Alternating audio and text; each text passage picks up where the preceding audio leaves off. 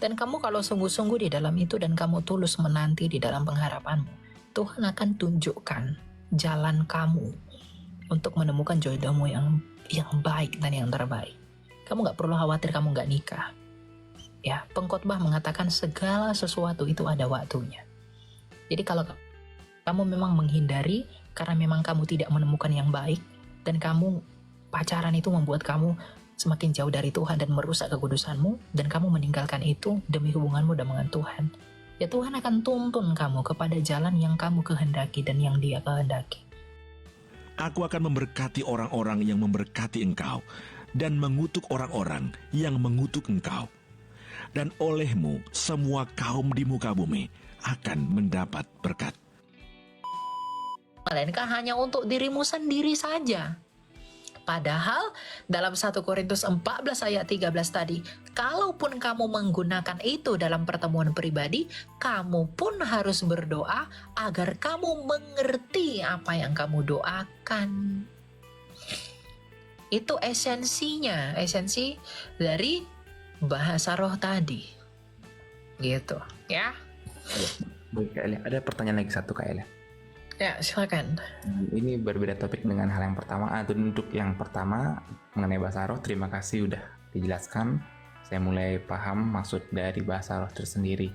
Dan untuk yang kedua, ini mengenai tren anak muda sekarang mungkin pacaran yang beda agama gitu kan. Dalam Alkitab dibilang bahwa terang dan gelap tidak bisa menjadi satu gitu kalau nggak salah kan? Iya. Nah, bagaimana ini kan di dalam Alkitab menjadi satu itu adalah bagian dari pernikahan atau perkawinan. Bagaimana apabila sebelum yang kita pacari ini, sebelum kita menikah atau sebelum menjadi satu daging, itu mereka atau dia menerima Kristus terlebih dahulu? Apakah itu bisa disebut dengan cahaya dengan cahaya, terang bersama terang, atau tetap kita judge mereka terang bersama gelap? Karena karena kita juga tidak bisa batasi kuasa Tuhan untuk menjadikan dia pengikutnya, menjadikan orang-orang yang tidak percaya padanya menjadi percaya seperti itu. Karena saya lihat mungkin yang beredar di internet bahwa jangan pacaran beda agama, sedangkan bagi saya, pikiran saya kembali lagi bahwa yang dilarang Alkitab itu adalah terang tidak bisa bersatu dengan gelap. Dalam Alkitab juga bersatu itu adalah menjadi satu daging dalam pernikahan. Jadinya kalau menikah beda agama memang tidak bisa. Tapi apabila kita ya satu sama lain, walaupun awalnya berbeda agama, tapi karena kuasa Tuhan, yang laki-laki maupun perempuan percaya pada Tuhan dan akhirnya menjadi satu, walaupun dia pertama pacaran beda agama, tapi dia sudah menjadi percaya, apakah itu tetap bisa kita katakan menjadi satu daging seperti itu? Iya, itu pertanyaan yang kondisional ya. Tujuan kamu pacaran tuh apa dulu? Ya, apa dulu? Tujuan itu untuk apa dulu? Kalau memang mau lanjut kepada pernikahan, kamu harus make sure pasangan kamu itu benar-benar tunduk kepada Kristus dan mau menerima Dia. Kalau tidak, untuk apakah pernikahanmu itu? Kan di situ. Kalau pacaranmu hanya untuk getting fun, untuk apa kamu pacaran? Kalau hanya untuk main-main saja, untuk apa kamu pacaran? Kalau mau saling kenal yang satu dengan lain itu nggak apa-apa. Oke, pacarannya beda agama.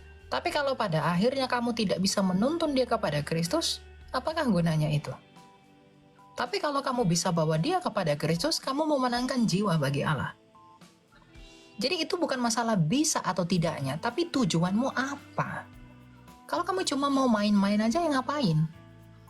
Tapi kalau kamu pacaran beda agama dengan tujuan ingin memperdamaikan jiwa pasanganmu kepada Kristus, dan melalui ikatan itu kamu bisa melakukan, ya silahkan saja. Tapi kalau nggak bisa, ya ngapain kamu lakukan? Gitu loh. Memang pernikahan beda agama itu nggak bisa. Pacaran beda agama pun sejatinya nggak bisa. Tapi Tuhan tahu yang memotivasi kita melakukan itu apa. Misalnya nih, saya lihat cewek nih saya suka sama dia. Dia baik, cantik ya. Tetapi cewek ini nggak percaya Yesus. Saya jatuh hati sama dia. Saya deketin dia. Saya pacarin dia. Dengan tujuan saya mau bawa dia kepada Kristus. Kalau dia mau, puji Tuhan. Kalau dia nggak mau, saya harus tinggalin dia, nggak bisa lanjut kepada pernikahan. Tetapi kalau hanya karena misalnya hanya karena hawa nafsu saya deketin dia, ya untuk apa itu dilakuin? Gitu ya. Jadi tergantung tujuan, brother. Karena penginjilan itu pun bisa dilakukan melalui relationship. Jadi kalau kamu jalin hubungan dengan yang berbeda iman, dan di dalam hubungan itu kamu berlaku baik, dan kamu mencerminkan kasih Kristus, dan kamu menginjili dia, dia tidak mau terima, tinggalkan. Tapi kalau dia mau terima, ya kuduskanlah dia sebagai pasanganmu dalam hidupmu melalui pernikahan dalam gereja. Jadi bukan masalah bisa atau tidak, tapi masalah tujuanmu apa dulu. Bisa atau tidaknya tergantung tujuanmu.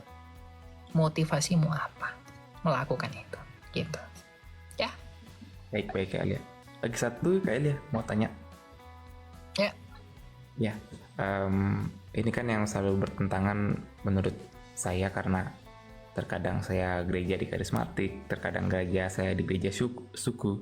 Sekarang saya ini posisi saya berjemaat di gereja suku, gereja Kristen Protestan Bali seperti itu ya.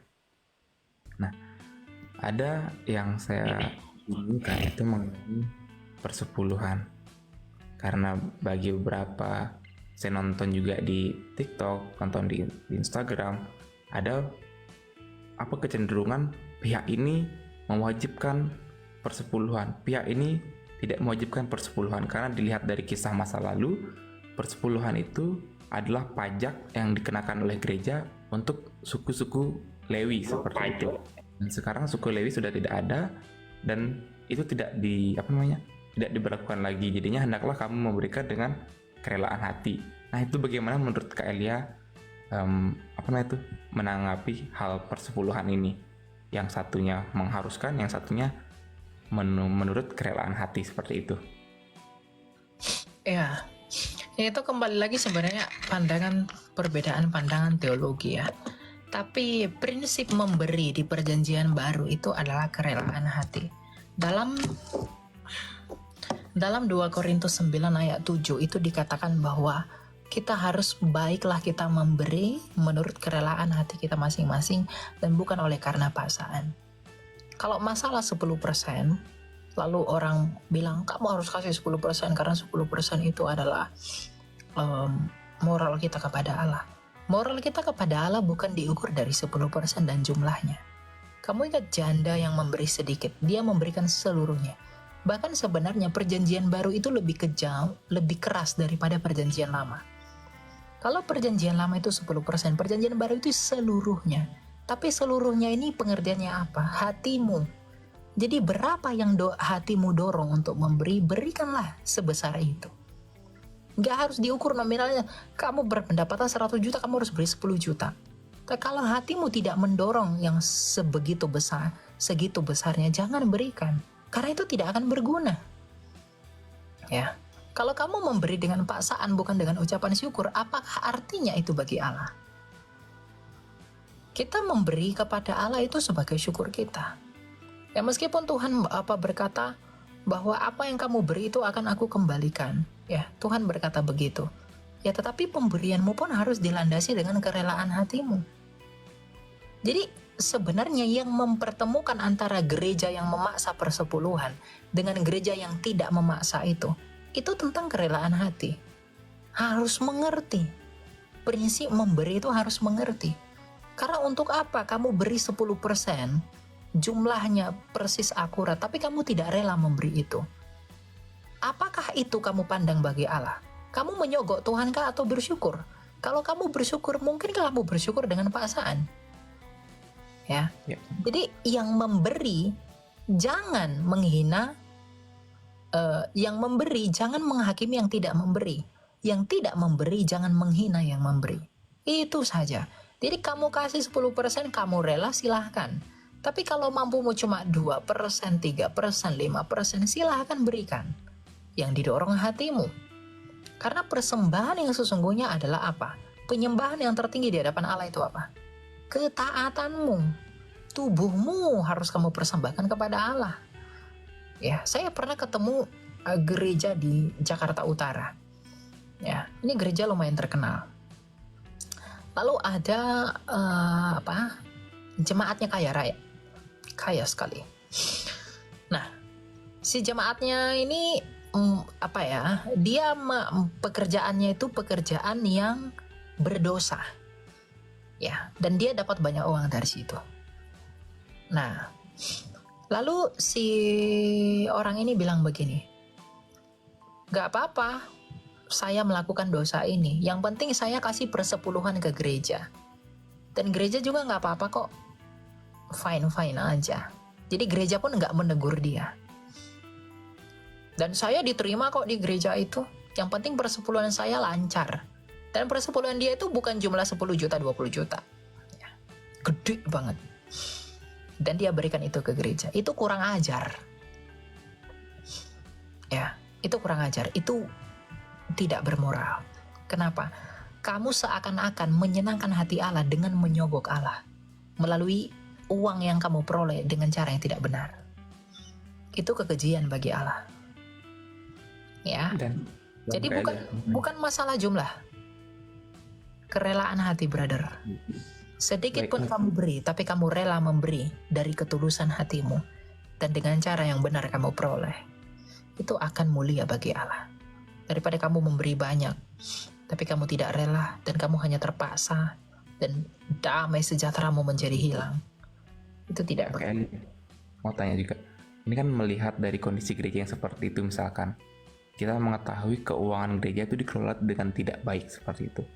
Apakah kita, sedangkan balik lagi gereja itu adalah diri kita sendiri, apakah kita boleh mempersembahkan kepada Tuhan melalui pihak lain seperti panti asuhan atau memberikannya kepada orang-orang di jalan yang kebutuhan?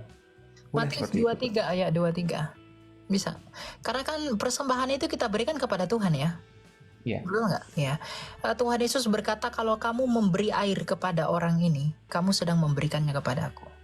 Jadi kalau kamu beri bantuan kepada orang lain, memberikan bantuan pakaian, makanan, minuman, uang, kamu sedang melakukan itu bagi Kristus. Esensinya sama toh, persembahan. Ya, baik. Jadi kamu bisa berikan itu. Ya. Baik. Ya, terima kasih banyak Kak Elia. Sudah terjawab semua yang saya penasarin, yang saya bingungkan selama ini saya pergumulkan. Selamat malam, Tuhan Yesus memberkati pelayanan Kak Elia, Tuhan Yesus berkati untuk teman-teman yang nonton pada malam hari ini juga. Terima kasih. Oke, Tuhan berkati ya. Oke. Silakan Skolia. Halo Skolia, buka mikrofonmu Skolia.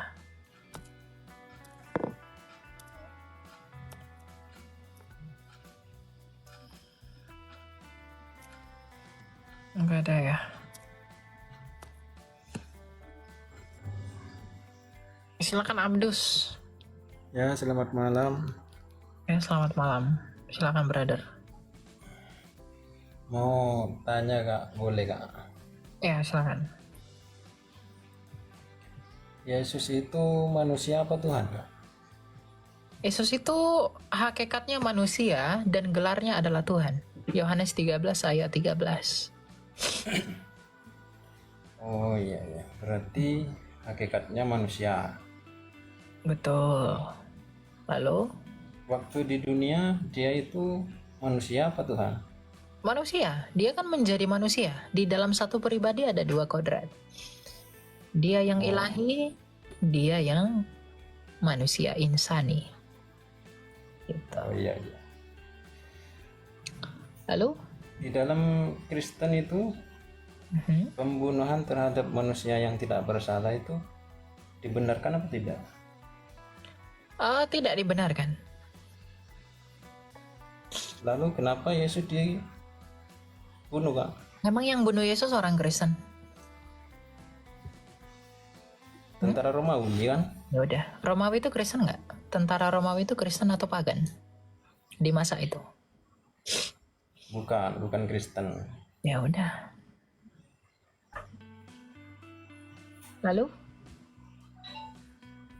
Membenarkan itu apa enggak? Apa atas pembunuhan Yesus? Kita tidak membenarkan itu.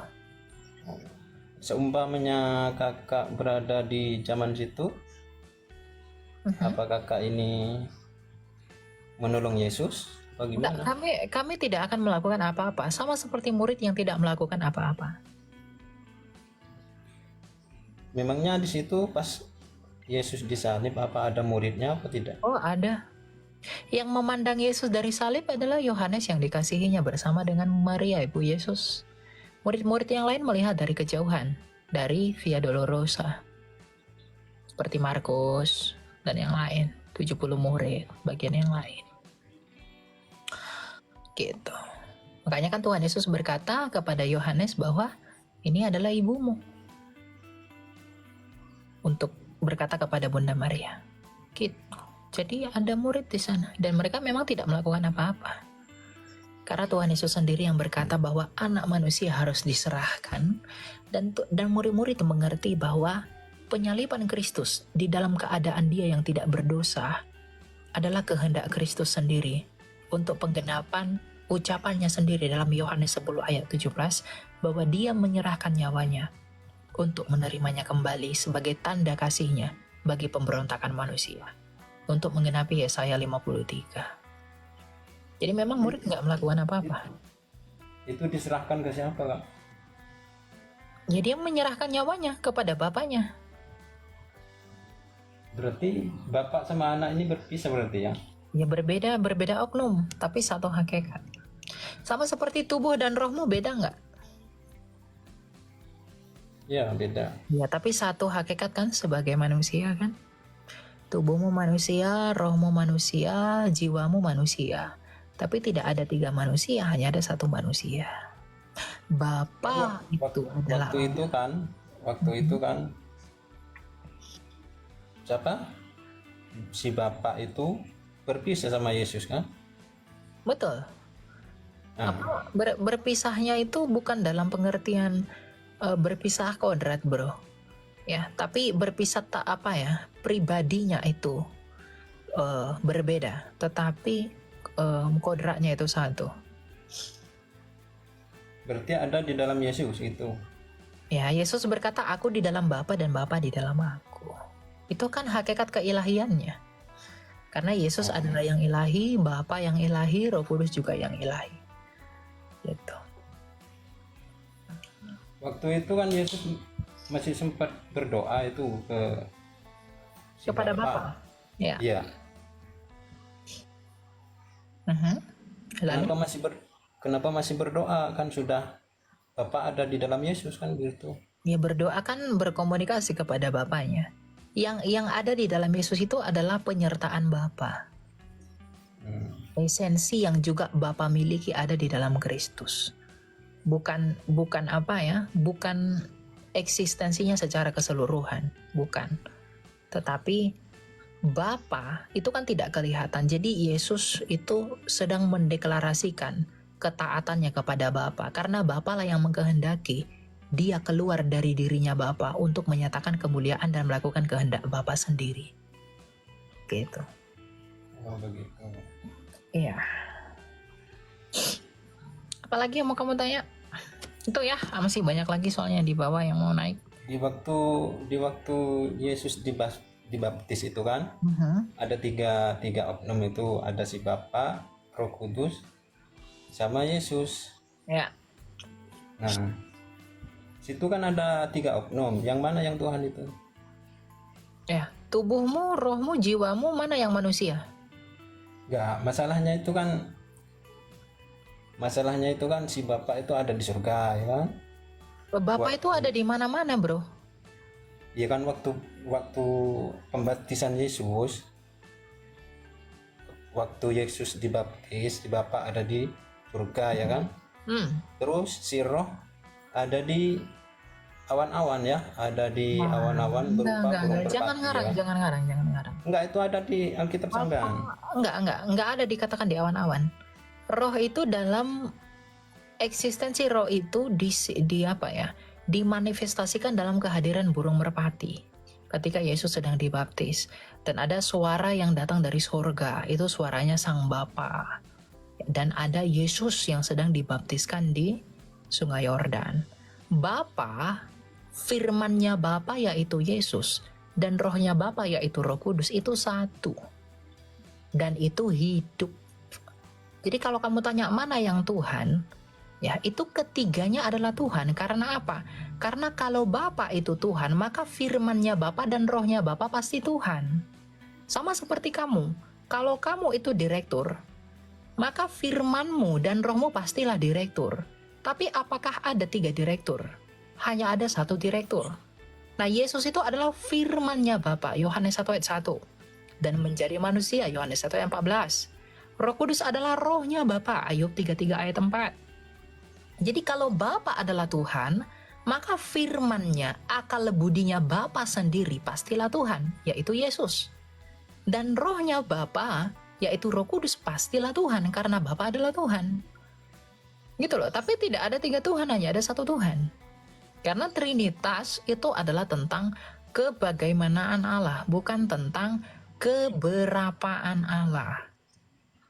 Gitu. Jadi itu sistema penjabaran sistematika kebagaimanaan Allah.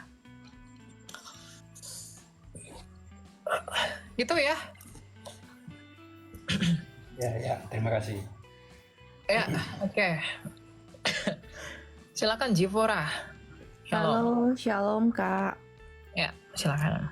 Tadi aku pas join tuh ngomongin tentang pasangan ya, bahwa kita mesti kalau bisa yang seiman ya gitu kan, walaupun yang bukan seiman setidaknya bisa membawa dia ke Kristus, mengenal Kristus. Pertanyaannya gini Kak, mungkin di zaman sekarang nih walaupun yang Kristen tapi banyak banget yang bobrok ya. Tadi itu aku sempat nanya juga di chat terkait dengan banyak sekarang yang tidak menjaga kekudusan. Meskipun seiman tapi levelnya berbeda. Itu gimana Kak?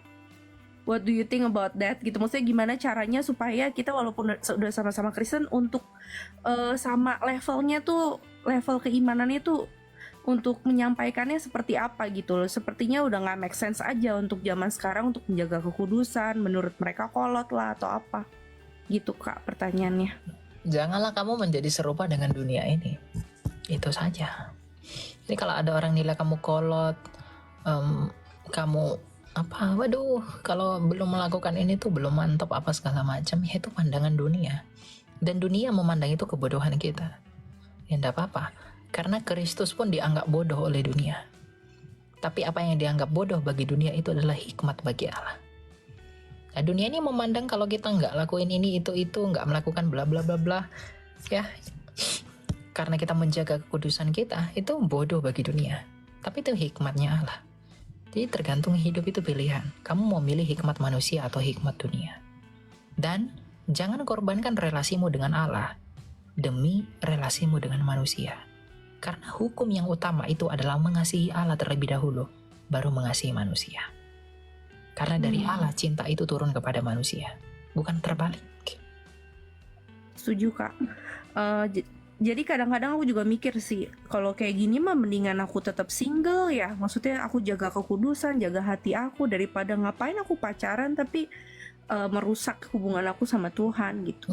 Kalau itu lebih baik, ya silahkan. Dan kamu kalau sungguh-sungguh di dalam itu dan kamu tulus menanti di dalam pengharapanmu, Tuhan akan tunjukkan jalan kamu untuk menemukan jodohmu yang baik dan yang terbaik. Kamu gak perlu khawatir kamu gak nikah. Ya, pengkhotbah mengatakan segala sesuatu itu ada waktunya. Jadi kalau kamu memang menghindari karena memang kamu tidak menemukan yang baik, dan kamu pacaran itu membuat kamu semakin jauh dari Tuhan dan merusak kekudusanmu, dan kamu meninggalkan itu demi hubunganmu dengan Tuhan, ya Tuhan akan tuntun kamu kepada jalan yang kamu kehendaki dan yang Dia kehendaki. Yaitu apa? Pasangan yang mengedepankan kekudusan. Jangan takut. Kadang-kadang suka mikir masih ada nggak ya zaman sekarang tuh yang masih menjaga kayak gini-gini gitu. Soalnya udah jarang banget. Yang sempurna nggak ada. Oh gitu Kak. Itu nggak ada yang sempurna, nggak ada. Tapi begini, sama seperti Bapa kita memaklumkan kita, maka kita pun harus memaklumkan manusia. Kamu lihat manusia, kamu misalnya ketemu cowok, perfect banget nih. gitu. Pasti ada kekurangannya. Dan kamu harus mampu memaklumkan itu, dan untuk itulah kamu hadir dalam hidupnya. Untuk menyempurnakan apa yang tidak sempurna di dalam dia. Makanya orang itu butuh pasangan agar dia menjadi sempurna di dalam hubungan itu. Nggak ada tuh cowok atau cewek yang sempurna secara pribadi. Jadi laki-laki datang kepada perempuan untuk menutupi kekurangan perempuan, dan begitu juga sebaliknya. Makanya dikatakan tidak lagi menjadi dua, tetapi menjadi satu di dalam relasi itu. Nah, kalau kamu memutuskan untuk bersatu dengan laki-laki, ya kamu jangan, oh aduh Tuhan harus yang begini, harus yang begini. Kamu harus belajar untuk memaklumkan itu. Kenapa? Karena di dalam kekurangan itulah kuasa Tuhan menjadi nyata. Rasul Paulus berkata, sebab di dalam kelemahanku lah kuasa Kristus turun menaungi aku. Nah, di dalam kelemahan-kelemahan yang kamu temukan di dalam pasanganmu atau bahkan di dalam kamu, disitulah kuasa Tuhan akan menaungi kamu. Dan disitulah kemuliaannya dinyatakan. Jadi nobody is perfect. Tapi di dalam ketidaksempurnaan kita itu, Allah yang sempurna itu turut berkarya untuk menyempurnakan, yang dengan demikian itu namanya dia dipermuliakan. Jadi jangan standar terlalu tinggi lah, dalam tanda kutip begitu. Iya benar juga sih. Ya. Oke, thank you Kak penjelasannya. Oke, gitu ya. Ya silakan Jerry. Ya, shalom Kak Elia, selamat malam. Ya malam. Silakan Pak. Ya. Yang saya mau tanyakan ini soal roh orang meninggal. Namun saya mau awali dengan sebuah cerita Kak. Nah, baru-baru ini ada saudara kami meninggal, mungkin 2 tahun yang lalu. Nah, kebetulan sekolah kami mengadakan sebuah reuni. Nah, malamnya itu ada teman kami kesurupan. Nah, pada saat dia kesurupan, dia bilang gini Kak, saya sih ini yang meninggal tadi. Kenapa kalian tidak pernah lagi mengunjungi makam saya? Saya juga masih ingin hidup normal seperti kalian, cuman itulah ajal saya, jalan kehidupan saya sampai di situ. Nah, keesokan harinya Kak, kami langsung ke makamnya dia.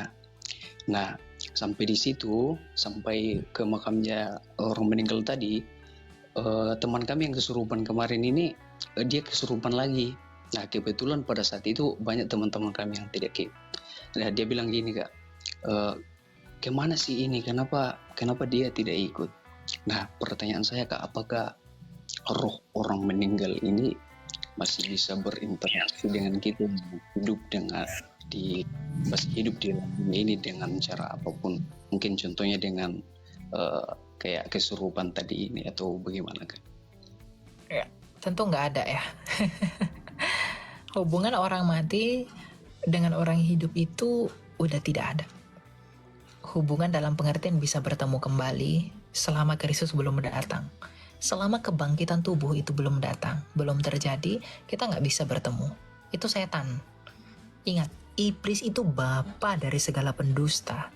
Kamu jangan mau dipermainkan. Dia yang datang ke mimpimu itu, bongkar kuburanku, lakukan begini, kamu kenapa tidak melakukannya, itu setan itu. Dan dia tuh berusaha merasuki pikiranmu agar dengan itu dia bisa mendakwamu. Jadi nggak ada, orang mati itu sudah selesai. Orang mati percaya Yesus, rohnya dituntun Firdaus. Tidak percaya Yesus, rohnya akan pergi ke alam maut. Dosa-dosanya akan menyeret rohnya itu ke Firdaus. Ya, jadi nggak ada yang tinggal di sini. Karena dunia ini bukan tempatnya mereka. Dunia ini tempatnya si jahat. Roro di udara, tadi kita baca dalam Efesus tadi. Ya, penghulu-penghulu. Jadi itu yang datang ke mimpi. Gitu ya. Oke, makasih Kak Elia. Ya. Tuhan berkati. Ya. Jadi yang percaya yang begitu-begitu. Nanti kamu silakan enter. Kan sering kejadian ya, ke gulung ombak atau apa, jadi nggak jadi Batam. Halo, Inter 27. Saya lagi flu teman-teman. Halo, kok nggak ada ya? Ya, silakan ekstra ada. Ya lo. Ya, silakan Pak. Nanti yang mau ditanyakan. Jadi gini Bro Elia, mau nanya nih, apakah Roh Kudus itu datangnya hanya kepada orang yang benar-benar percaya? Ya, Roh Kudus itu diberikan sebagai mantra bagi orang percaya yang benar-benar percaya. Jadi kalau yang orang misalnya baptisan itu maksudnya gimana ya? Kalau misalnya dibaptis dari lahir itu apakah Roh Kudus belum datang waktu dari baptisan? Roh Kudus sudah ada memateraikan mereka. Kan baptisan itu kan memateraikan mereka. Oh, berarti Menjamin mereka. Iya. jadi gini, sebenarnya kan sebelumnya aku agak apalah dulu tersesat gitu, belum terlalu dekat mengenal Tuhan. Jadi gara-gara Bro Ilya ini kan jadi sedikit lebih gimana ya, lebih dekat, lebih tahu firman Tuhan, jadi lebih sering baca Alkitab. Nah, boleh cerita sedikit, sebelumnya waktu pas di bulan November, di situ kan saya betul-betul sangat frustasi gitu kan, memang jauh dari Tuhan, nggak pernah berdoa ataupun baca Alkitab.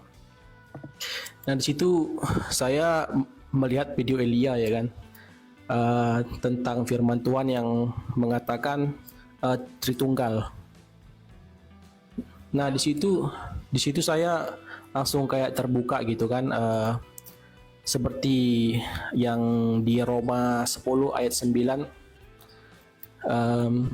mengakui dengan mulut dengan segenap hati kamu akan diselamatkan gitu. Ya.